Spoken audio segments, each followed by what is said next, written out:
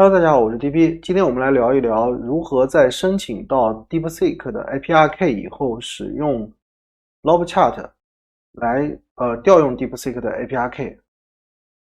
首先，如果你不知道怎么部署 LobChat，可以看我在这里发布的这期视频。当然，你也可以不部署，你可以直接使用我在网上搭建的一个免费的平台。你只需要打开 ar.lab00.com。然后这个平台我没有设置任何 IPR 相关的信息，就是为了大家使用自己的 Key 来使用的。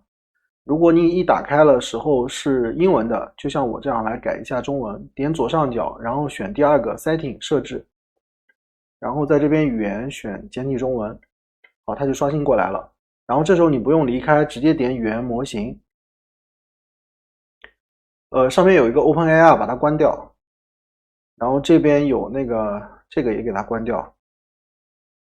在下面有一个 DeepSeek， 点前面的这个箭头把它打开，把你申请到的 API Key 粘进去，然后模型列表不用动，然后把右上角的这个打开，然后使用客户端请求模式也打开。使用客户端请求意味着就是你的请求直接从你的网页到 DeepSeek 的服务器，中间没有任何的第三方，包括我提供的这个平台其实等于就是一个 JavaScript 的一个程序。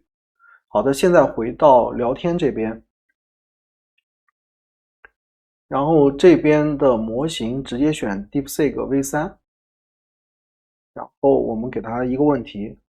好的，我们给它一个简单的问题，现在是2025年龙年，写一首龙年相关的诗，发送。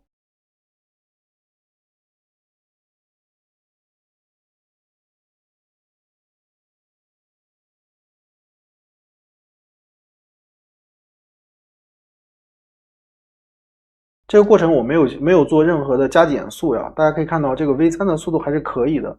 好的，这就是这期把申请到的 DeepSeek APR 接入 LobChat 进行使用视频的全部内容。如果这期视频对你有帮助，请帮忙点赞和转发。如果你有相同的经验想要分享或者遇到相关问题，欢迎留言。我是 DP，谢谢。